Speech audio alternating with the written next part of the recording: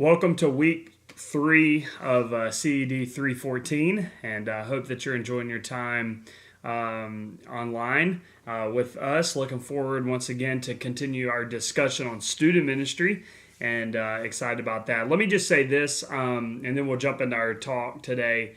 If you're having any questions or anything about the online program with discussion boards or facing any issues with that or possibly unsure about the details of assignments and stuff, please don't hesitate to contact me. I'm an email, a text, a phone call away, and you can always just do that. Just all my contact information is on Populi, and you should be able to check that out and get in touch with me, and I will try and respond if at all possible. This is the first online class that I've done, so I'm kind of learning along the way, and I hope that it's a smooth 8 weeks for you, and I hope that we have a good time together and that things go well and smooth. So, but just a reminder, don't forget every week you need to be doing your reading. And I kind of summarize some of the reading in this lecture. And but every week you need to be doing your reading, and that's on the honor system. Each and every week when we have a quiz, you will be asked, did you read it? And let me encourage you, have integrity there. So if you didn't, just be honest about that. And if you did, celebrate that and get the right answer. So, but this week you got to read Purpose-Driven Youth Ministry, chapters 5 through 8. A little bit more reading this week, and we got a lot to cover today. So I'm excited. So we're going to dive right down with chapter 5, Identifying Students' Commitments. Programming, you're going to find that programming in student ministry is just something that whether you enjoy doing, whether you're not gifted at doing, here's the truth.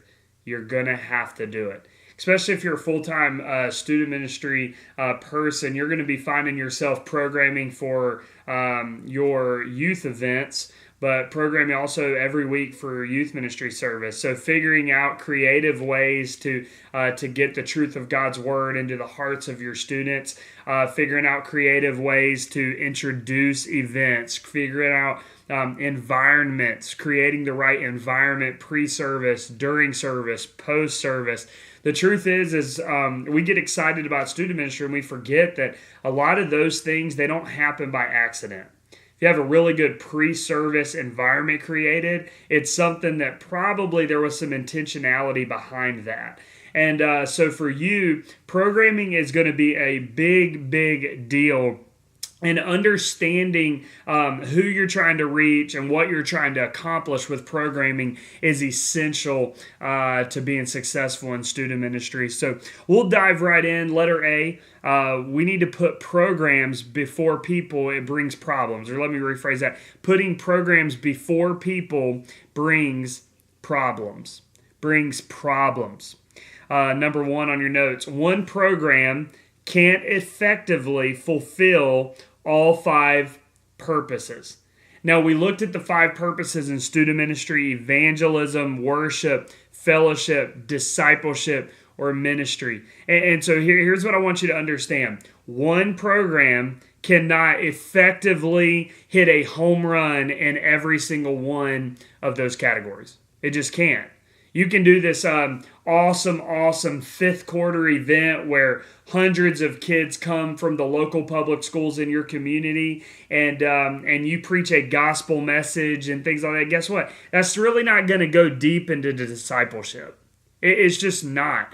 And so it's going to be heavy on evangelism, and you might hit a home run there, but the truth is you might not hit a home run with ministry or with discipleship and things like that. And so you got to understand that one program can't effectively fulfill all of them. When you aim at all 5 purposes in one program, you can't hit any with power. So when you try to aim at all 5 in one event, you're probably not going to have a home run in any of those. And so it's important that you target what you want. Number 2, one program can effectively target all students. For instance, you have unchurched kids, you have non-Christian kids, you have core kids, you have committed kids, and guess what? You can't effectively in one program probably hit every single one of them. You got to understand that all your programs need to be is targeted to the audience that you want to see accomplished. Number 3, 2 questions you must ask yourself with every program. Letter A, what's the primary purpose of the program? So when you look at your Wednesday night, what is the primary purpose? When you look at the ski retreat that you're creating, when you look at the mission trip that you're going on, when you're looking at serving at the downtown rescue mission, if you look at the NASCAR speed park or whatever, these are just some events we've done in student ministry at some point. When you look at whatever the retreat, the youth camp that you're attending, the leadership retreat you're taking your student leaders on. My point is this: every event that you do, you should be asked, what is the purpose? What am I trying to accomplish? Is it evangelism? Is it worship? Is it fellowship? Is it discipleship? Is it ministry? And so every event, when we look at this semester and we work on some calendar stuff together, you should be able to identify, hey, the purpose of this event is X. It's this. And you should be able to know that, and you should program and create an environment that really meets that program. The second question is this: who are we trying to target with the program? Who are we trying to target with the program? Is it the non-Christian? Is it the brand new Christian? Is it the student who knows a great deal about the Bible but is apathetic? Is it the growing student? Is it the spiritual leader? My point is this: there's a lot of different audiences in our student ministries and in our churches, and you need to understand every event that you create, who are you trying to target? Because if you can't answer what's the purpose and you can't answer who you're trying to target, the truth is it's going to be difficult for you to be able to evaluate how well you did if you don't know what you were trying to accomplish or who you were trying to reach to begin with. Your programs will be much more successful if you spend some time identifying the audience you're trying to reach and the purpose you are trying to accomplish. So let's look at this: how to identify your potential audience. Now, some of this might be review if you've already read the book, but let me encourage you. These are some audiences that every student ministry is going to have. So when you get up to preach and you get up to speak, or you're just leading in a student ministry, you're going to probably see these audiences throughout. So I'm going to run through these. The first audience is this. It's called the community student. Here's what that means. These are just teenagers living within a realistic drive distance of our church. These are the students who just, they live in your community, but they're really not attending our student ministry, and you would like to reach them. And so for them, a big purpose, if you do an event for them, it's going to be heavy on evangelism, heavy on introducing your church to people in the community. The second audience is this: crowd student. The crowd students. This is students who come to one service and they might fill out a guest card. So you're talking first-time guests. They've only been once, maybe 2 times, but they're not committed. They don't come regularly. They're guests in your world. And so that's crowd student. The third is congregation students. This is probably where most of our student ministry lies. This is probably the largest audience that you're going to find in your youth ministry. This is students who attend your weekly service and are actively engaged in a small group. And so they're ones who come. They're not really on the committed level. They're not a core student, but they attend way more than a crowd or a community student. Number 4, committed students. So you can see what's going to happen is your community is going to be the largest in the community that you have of number of students. Your crowd's going to be a little smaller, congregation a little smaller, committed's even more smaller. And so you see this funnel kind of going through, and so your committed students, those are the ones who they've kind of moved beyond congregation. They're engaged in a small group, they attend regularly, but they're also wanting to practice spiritual disciplines in their life. And then the 5th one, this is the smallest group that you're probably going to have in your student ministry, is core students. These are students who discover their giftedness. They want to express it through ministering to others. So they are practicing spiritual disciplines, but they're also trying to lead and care and develop other people in your student ministry. So we got community, we got crowd, we got congregation, we got committed, and we got core. Now, I encourage you, you need to memorize these. We're going to look at these throughout the whole semester. We're going to review them quite frequently. So I want you to memorize exactly what they are, because it's important for you when you're planning an event to know exactly what type of student you are trying to reach. Letter C. What do we do after we identify our potential audience? Number one, we define your potential audience by commitments. Here's the truth. You need a clear picture of what each commitment level looks like. Because if you start asking for a committed level or a core level commitment from your community students, you're going to be disappointed every single time. You're going to be disappointed if you expect your crowd students to act like committed students, because it's just not going to happen. So you have to identify what commitment levels each audience can have. So for instance, here's some example. Letter A, community students who are committed to not attending church, they're living apart from Christ. So here's the truth. For them, the way you program is going to look totally different, because they don't attend church. They probably don't want to attend church.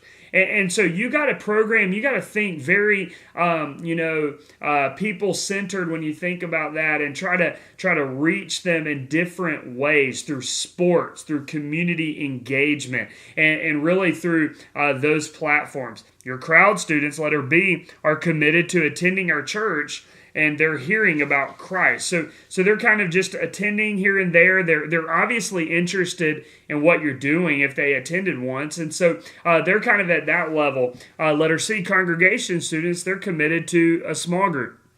They have a relationship with Christ and with other Christians. So that's something that you got to understand. You're trying to develop them so that you can get them into the committed level. D, committed students, they're committed to spiritual habits. They're growing in Christ.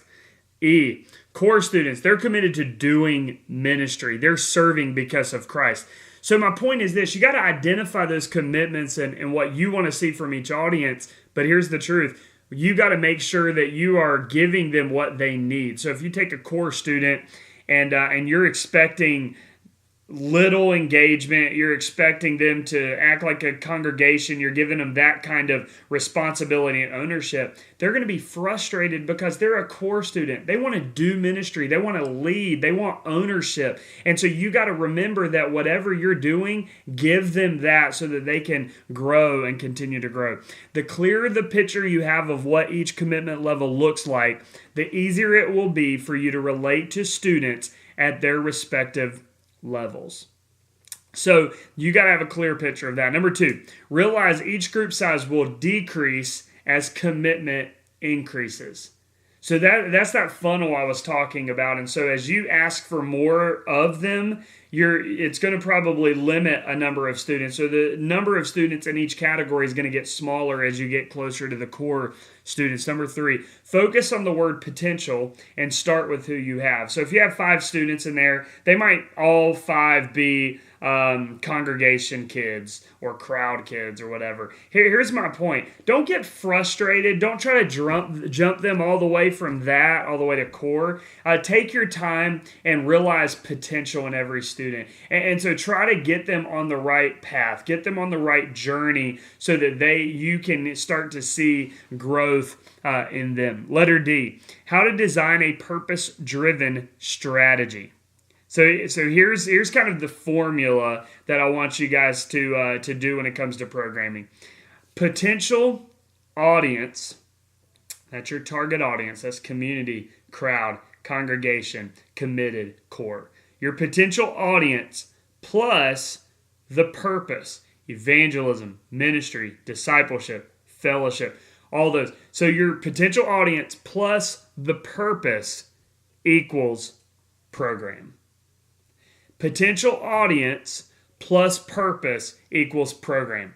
So when you think of that formula, you need to kind of put that formula into every program that you want to see done. Everything. Because it will give you a clear picture and you'll be able to evaluate and get feedback if you know exactly what purpose you were trying to accomplish and the audience you were trying to reach. So it'd be like this. I put an example in there. So community students, that's the audience. The purpose is evangelism equals our New Year's Eve event, an outreach event.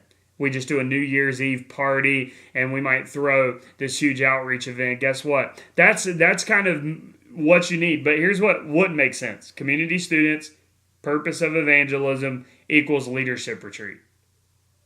That wouldn't make any sense. And so you need to understand and realize what you are trying to do. Let's move on to the next chapter, reaching community students. So this is when we're going to get into the nuts and bolts of how to reach each audience of students that we have in our student ministry. First, you got to identify them. I'll run through this since we just looked at this. Number one, community students. Remember, these are teenagers living within a realistic drive distance of your church. So people on your street and in your community. Number two, crowd students. These are students who have come to one service. They filled out a guest card. They might have been 2 times. They're interested in what you're doing, but they're not ready to go deeper yet. Number three, congregation students. Students who attend your weekly service and they're actively engaged in a small group. In terms of your congregation, these are going to be the biggest number you have because they're the ones who come. They're the ones who their parents probably make them come. Their parents are a part of your church, that kind of thing. Number four, committed students. These are the students who are committed to developing spiritual disciplines in their life, like prayer, serving, Bible reading, Bible memorization, those kind of things. So they're committed to those things. Number five, core students. Number five, core students. Students who discover their giftedness and want to express it through ministering to others. So how do we reach community students? First, we have to view evangelism this way. Number one, evangelism, it isn't a program, it's a process. It's not a program, it's a process. We can't view evangelism as just, we got 2 evangelism moments in our entire year. It needs to be a process that is woven into everything that we do in student ministry. Evangelism needs to be a part of it. We don't have the resources to create programs attractive enough to compete with the world.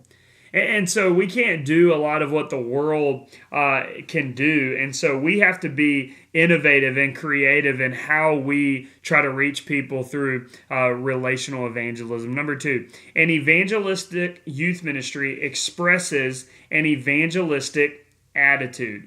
An evangelistic youth ministry expresses an evangelistic attitude. So here's some attitudes that I'm referring to. Letter A, we know it's tough, but we're going to do it anyway. I can remember in North Carolina, I wanted to reach some community students in our community, and so we had found out, I was getting really involved in the public school. It was going to be a chaplain on their football team, and we were hosting the football teams and serving them pregame meals and that kind of thing all the time. Well, I started building some relationships, and I was like, man, I really want to take them deeper and try to get them from from community to crowd, and so I decided what I'm going to do is I'm going to do basketball after our youth service every Wednesday night. Now, it was going to be a lot on me because I'm normally there all day on Wednesday at the office, and then student ministry event on Wednesday night, our program, and then right after that, I'd play basketball for 2 hours. And I was going to invite all the public school kids. And so here's the truth. It's very effective. I had a lot of them. I literally, on some nights, would have 40 students from the public school. Where it got messy is a lot of them would not come to church. They'd just come to basketball. And you also we had some fights sometimes break out. We had a bunch of different things, some cursing language, all this kind of stuff. And so it was a little bit messy because a lot of our church families who weren't, they didn't really see the vision that I was trying to get them to see at first. They were looking at it like, man, we don't want those kids. And so when I say we know it's tough, but we're going to do it anyway, that's exactly what I mean. It's like, look, when you bring unchurched and non-Christian kids into the midst, sometimes that could get messy. Sometimes you deal with problems that are a little bit complex. Sometimes you deal with sin, and sometimes you deal with things like that. But you got to understand that that's what evangelism is all about. If you look at the Gospels, Jesus walked around and he hung out with prostitutes and sinners and Pharisees and Sadducees and tax collectors and thieves. And he hung out with people like that were so deep into sin. And so that's kind of what we have to be able to do. Tension builds when youth leaders want to reach the lost and the church leadership wants to coddle the insiders. If you've never worked on a church staff, you're probably going to face this at some point, that your church leadership wants to just coddle who they already have within the walls of the church, and so tension can arise when you want to reach the lost. We view another attitude is this: we view evangelism as non-negotiable. It's something that all of us should do.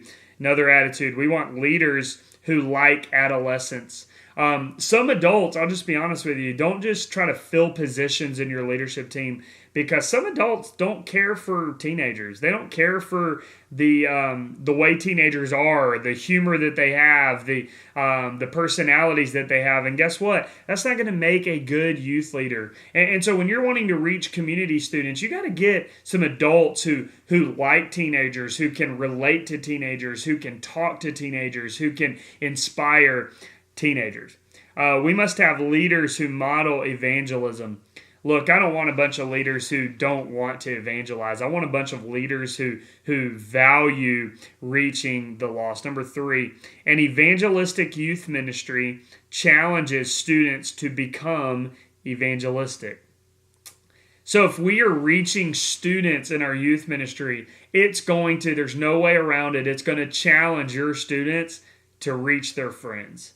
And so you got to create this culture of evangelism so that your students are inspired to go out and bring their friends into the youth ministry. I'll say this, that once you start bringing a bunch of outsiders in, it does create a culture where guests are welcomed and guests are loved and guests are cared for. And what it does is it eventually just means that all students can bring whatever friend they are, if they're a church, if they're not, whatever. That's what I'm saying. So it can really, if you create that culture, it's going to inspire your regular attenders to bring their friends. Number 4, challenge students with strong evangelistic themes. Challenge students with strong evangelistic themes. I was struggling with that word. And with evangelistic themes. Man, I can't say that today. But like this, these are the things that I'm saying. Letter A, we are going to grow. We are going to grow. So I would say that all the time in your youth ministry, because sometimes, here's the truth, people enjoy the comfort of who they have. So if you have 20 students, sometimes it can get comfortable coming in and knowing everybody, and it's uncomfortable coming in and not knowing everybody. And so tell them all the time, we're going to grow. We're going to get students in here. This one, we will not become a holy huddle. Now, might not be a phrase you use, but you might use the term clique or something like that. And that's easy to do, especially in smaller churches. You can have a clique of 15 students. And then when you have 3 or 4 guests come into that, they feel uncomfortable and the clique doesn't go up. So we got to challenge students that that's not what we're going to see happen. And then here's the truth. This program is not all for you. This program's not all for them. You got to tell your regular attenders that on a regular basis, because sometimes they're going to feel this is all for me. This is all for me. Number 5, challenge students with evangelistic baby steps. Evangelistic baby steps. And here's what I mean. Step number 1 is this. Tell your friend that you are a Christian. That's step 1. These are things you can train your students on. Step 2, invite your friend to an appropriate church program. And the reason this is I think you should train your students to share their faith. I'm not saying we shouldn't train our students to know how to articulate the gospel. What I am saying is that if you have a newer student and they want to bring a friend, we shouldn't say, wow, you need to just open up the Bible and go deep. No, maybe a baby step for them is just invite them to church. That's a first step. If you don't know all the answers about faith and you don't know all the answers about Christianity and the gospel, guess what? Bring them to church.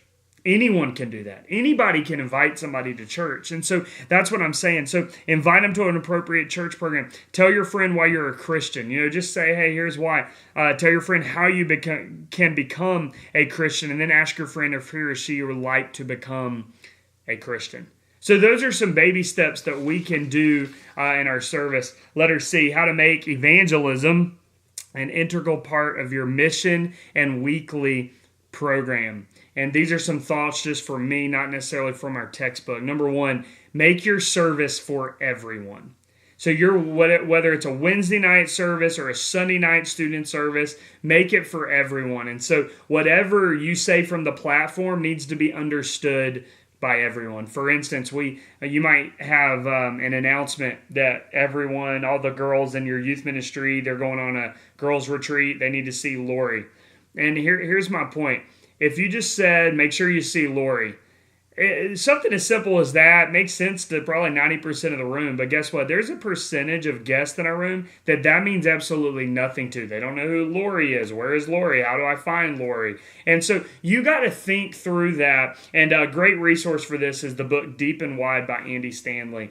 He does a great job at making sure that everything that they say from the platform can be understood by someone who are walking through their doors for the very first time. And so you need to consider that when you're talking about the Bible. If you're really targeting community students, you got to realize some of them are not going to know all the teaching of the Bible. So if you say Paul, some of them really might not know who he is. And you got to explain that and make sure it can be understood. Number two, challenge every person to come back every week and to bring someone with them. Challenge every person to come back. So after every service, you should say, hey, bring somebody with you next week. You should text them during the week. Bring somebody with you this week. It needs to be a constant thing that you're saying so that bringing friends is the norm. That's what you want to see. And you got to give them a reason to come every week. If your youth ministry is not programmed well, you're not doing a good job organizing it, things like that, students are going to bring their friends. But if you're making it fun and things like that, they'll bring their friends to it. Number three, create opportunities on your calendar to serve your city. For us, few things get students excited about reaching their friends than mission trips and service projects. So if you can get them just serving in your city, going on mission trips, things like that, that's going to get them to have a culture of evangelism. Host evangelistic events. For instance, like fifth quarter, we used to do different events like fifth quarter and stuff where we would just have tons of students from the community, basketball events, that kind of thing, to get students within your doors. Number five, go on a mission trip. Like I said, that's going to inspire students to come back and reach their city. Number six, encourage your leaders to model evangelism. So we got to move quickly because I'm going a little bit long. So let's look at crowd students. How do we keep crowd students? First, identify your audience. We're going to run through these. Number one, community students.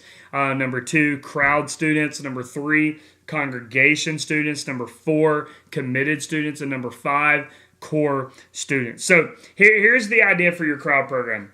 An open door to community students. So your crowd program is really your front door. So you got to think through that. Number one, crowd students, here's what they need. They need positive environments.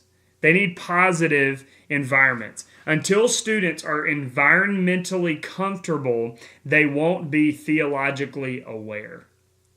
Until students are environmentally comfortable, they're not going to be theologically aware. And here's what I mean is you got to understand, it's that old truth, people don't know how much you know till they know how much you care. And so if you can create an environment where students feel cared, where they can trust the authority and that they are loved in that place, they are going to listen to what you have to say. But if you walk in and you have, 10 rules of your youth ministry on the wall and they're uncomfortable, whatever you say from the platform is probably going to go in one ear, out the other. Probably won't even go in one ear, honestly. And so my point is this: you got to create cultures where students are loved, cared for, held accountable, and that they feel comfortable in order for them to receive the truth of your word. Letter A, develop the 10-minute rule. Here's what I mean by that. You will not get a second chance to make a good first impression. You're not going to. So you got to have a good first impression. They got to be well greeted. You got to have a really cool, seeker sensitive environment for crowd students. Many visitors, they're going to evaluate if they're going to come back within 10 minutes of being on your property.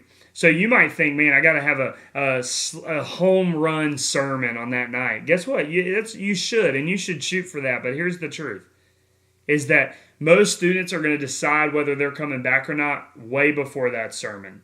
So that's why our environments that we create are important. Letter B, promote safe touch. Now, I know that this one can be a little bit controversial, but make sure it's appropriate. But safe and appropriate contact, like handshakes, high fives, a hug or something like that. It's good and it should be expressed often. And here's why I believe that. Because a lot of students are coming in and they might not have been hugged all week long.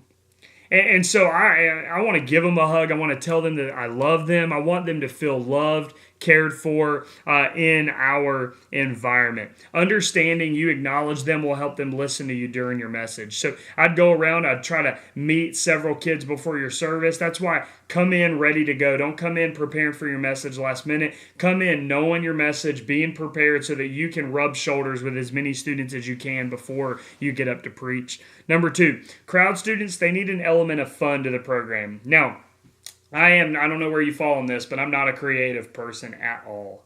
Okay, so that's just not my gift. I love to communicate the truth of God's word, and I feel like I'm gifted in that area, but here's the truth, is when it comes to games, when it comes to like fun illustrations and just crazy environments, you go to these youth ministries and there's skits and dramas and this and that, and so guess what? That's just not me. So I've had to surround myself with creative people so that we can create environments that students love to be a part of. But here's the truth, what I've learned with crowd students, they need fun. You can't just walk in, no music's playing, sit down, open your Bibles, and preach for 50 minutes and dismiss them. They're not going to come back. You got to have games. You got to have fun videos. You got to have fun skits. You got to have, some different, flavor into your sermon in order to get them to come back. They need fun. God wired us with the capacity to laugh, and we should not view it as ungodly. Church should be fun. Separate fun from funny. They're not the same thing. And so remember that. But number 3, crowd students, they need student involvement. So when you're programming, ask yourself, is this something a student can do? Crowd students love it when their peers are in front of them. And so it's funny to them, it's cool, and it gives them something to strive for. You'd be surprised a lot of your students enjoy that kind of thing. And so figure out a way to get students more involved. Number 4, crowd students need an understandable message. And here, I want to run through this kind of quick for the sake of time. But letter A, give your message a creative title. You might not be that creative. Here's what I would always do. I would have my message written, and I would sometimes try to figure out a creative title on my own, or I would just send it to a couple of guys. I had interns working with me who were super creative, and I'd ask them to design a really sweet PowerPoint and come up with some creative things, titles and stories and that kind of thing, and they were great about that, doing that for me. Letter B, develop an introduction to capture their interest. Introductions are where you're going to either keep them or you're going to lose them. So if you just walk up and say, open your Bibles to, and you jump right into your text, there's no captivating introduction and there's no moment to introduce what you're going to talk about, they're probably going to be tuned out and not get what you want them to get out of it. Simplify your message and make it where it's easily understandable. Don't try to preach an entire sermon series in one sermon. And so just keep that one sermon what you need. Use understandable Bible passages. That could be something that, you might want to do. Be careful that you don't just, oh man, we're going to do a series through the book of Leviticus. And so stuff like that is, you got to be careful there because you could lose a bunch of kids that way. Provide notes that students can follow along. We did this as a game changer. In every seat, we would have a handout and a pen, and students could follow along, because I found students, they'll start looking at their phone, they'll be distracted on what's going on, and this will help them kind of stay laser focused. F, give them specific action steps. Give them specific action steps, exactly what to do. If you're talking about evangelism, don't just say go and evangelize, because that doesn't, they're like, yes, but they don't know how. So I would give them specific steps at the end of sermons, such as, hey, I want you to invite one person this week to church. Write their name down right now in your handout. That's a specific action step. That takes your sermon into a real life example. And then lastly, take time to prepare. Take time to prepare. Don't come in unprepared with your sermon, okay? And so I hate when I hear youth pastors have gotten into a habit of preparing a Wednesday night sermon on Wednesday morning and Wednesday afternoon. That's not healthy. That's not smart. It's not something you should be doing. And so if that's what you're going to do and you already know that, I encourage you to get out of youth ministry. It's not for you. Your students deserve more. The church that is paying you deserves more than that. So don't get into that last minute. Know what you're speaking multiple days in advance, and that'll help you. All right, we're going to run through this last one quickly. Session 8, nurturing congregation students. Letter A, identify those audience. We'll run through these again. Community, crowd, congregation, committed, and core. All right, so this is where small groups are the key, okay? So congregation students, they're connected to a small group, and so that's the big deal. So the big deal about small groups is this. Number one, the small groups allow students to be known. So, for instance, just to give you a picture, at Trinity students at our Hammond campus, obviously a lot bigger than our Oak Leaf campus, but at our Hammond location, we have 150, 200 kids a week. And when you have that many, it's impossible for our student pastor to know every kid and to know them well and to connect with them. That would be a full-time job. It's like he could never preach, he could never pray, he could never do anything else. He just talks to those students every single day. It's impossible. So what you do is you create small groups with good leaders so that they can know students. So you basically take this number of 150, 200, and you basically put a leader over 7 kids and another leader over these 7, and so on. And and honestly, it makes the bigger you get, the smaller you have to think. And so small groups are essential. So it allows students to be known. We want to grow larger and smaller at the same time. We want to grow larger and smaller at the same time. Number 2, small groups make students verbal. Here's what I mean by that. It makes them talk. When there's 7 students, it's one of those things. You might not have them talk on the night 1 your small groups launch, or night 2 or night 3, but give it a few weeks, and I'm telling you, they're going to start talking about their faith. They're going to start to have questions about things and stuff like that. So it gives them that outlet and opportunity. Number 3, small groups allow students to personalize their faith. To personalize it. So what we would always do is we would do small groups right after our sermon. So I would always provide some questions about the sermon, and it basically allows for the leader to personalize it with the students in the small group. Number 4, small groups encourage accountable relationships. We believe in accountability, and it's something that every person needs at every level of their life. And so accountability is so crucial and key. And small groups give that opportunity for a leader to hold 7 students, 5 to 7 students, accountable. And so it's a good thing. So letter C, what your leadership needs to provide for healthy small groups. First, here's what you need to do. Determine small group values. Determine the values that you want. Here's some ideas that you could include in your values. Letter A, authenticity. Being authentic, being real. Craig Rochelle says people will follow a leader who is real way more than a leader who's always right. And so the point is people want authenticity, and so that's a value that we have. We don't want fake leaders. We don't want fakes, because fake leaders will produce fake students. We don't want that. Letter B, confidentiality. So this is something that you got to tell your leaders. Now there's some things we might need to bring parents in. If they're going to hurt themselves or something, hey, bring a parent in, bring your youth pastor in. But if you're a small group leader and a kid confides in you that they're cheating, or confides with you that some things are happening, they're coming to you hoping that you keep those things confidential. And so that's a value that we have. Now, our students know if you're going to say something that's going to hurt, that you're about to hurt yourself or do something that's going to hurt you, then that's different. We have an obligation to protect them. But here's the truth, is when they're kind of coming to us with struggles or hey, I like this girl or I like this boy or whatever, and I'm struggling there, these are things that we as leaders need to keep confidential, and they're trusting us to do so. Letter C, nurture trust. You want to build trust. By the way, if you want to tear down trust, you don't do things with confidentiality. If that's the quickest way to tear down trust with a student is don't keep what they tell you confidential. Letter D, love for others. That's something we want to see done. Number 2, establish the administrative boundaries.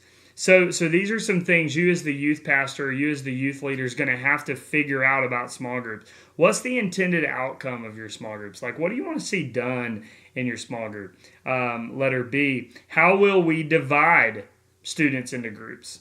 So, like, how are you going to divide them? Are you going to do it by age, by grade, gender, school, neighborhood that they live in? Whatever, you got to figure, those are things you got to figure out. For us, that's a big deal because we have small groups because we don't have a facility. So we meet, our Oak Leaf students meet in houses during the week. And we are finding out, figuring out a way to split them when we get too big for one house. How do you do that? And because, grade and stuff, that might work, but what if a parent has, a kid in 6th grade and a kid in 10th grade? Do they have to go to 2 houses at the same time? How do they pull that out? You got to have them real close together if that's the case. My point is this. Those are some administrative boundaries you're going to have to think about and work through and create the best system that works for your church and works for your community. How long will the group stay together? Some see their leader, when they get a leader in 6th grade, they're there all the way until 8th grade. And then they get a new leader in 9th. And they're there till they graduate. Some change every single year. Some change every 6 months. Whatever you think's best needs to happen. I recommend a year, but I do really appreciate and value some of those churches that do it for multiple years so that you can see a lot of growth take place. Will they be open or closed groups? Will you allow anyone to join at any time, or how does that work? Letter E, what will we do when the boys group ends in 5 minutes and the girls group meets for an hour? Trust me, if you've ever monitored small groups, you're going to find that this is so true. Girls groups, they love to talk. They can keep going and going and going and going. Guys groups are like, yeah, that was good. Awesome. You are dismissed. That's it. And so it's one of those things. You got to figure out what system, what do you want to do when that happens? How can you provide better training for your male leaders to keep things going and to keep the guys in conversation? Number 3, lighten the load for your small group leaders. Many of your leaders, they're volunteers, so they're probably going to come in. They've been at work. They've been with their family all week. They have a ton going on, and guess what? You need to lighten the load for them. And what I mean by that is provide them with questions. Don't make them sit through your sermon like, oh man, I got to think of 5 questions quick. Provide them with some resources so that when they come in, they can come in relaxed, prepared, and not have to stress out trying to figure things out for their small group. Provide basic skill training. Develop your leaders, because here's the truth. People think, oh man, I can get in a small group and talk. They don't realize how difficult leading a small group can be. So you got to have well-trained, skilled leaders, knowing how to ask the right questions, knowing when to listen and not just reteach the lesson that you just taught. Those are some things you got to really think through with some of your leaders. Number 5, express a vision for starting new groups. new groups. That's what you want to see. You want to see multiplication. Number 6, pour into your leaders. Pour into your leaders. And if you do that, I'm telling you, you're going to nurture those congregation students well. Well, that's all we got today. Let me encourage you, don't forget, take your quiz this week and get your project done as well. Our first project's due this weekend, and we're excited about that. If you have any questions about anything, you can let me know, and I would love to be able to help you with that. But with all that being said, I will see you in week 4. You're doing good. We're almost at halfway point, so you're doing great so far. Have a good one. Bye.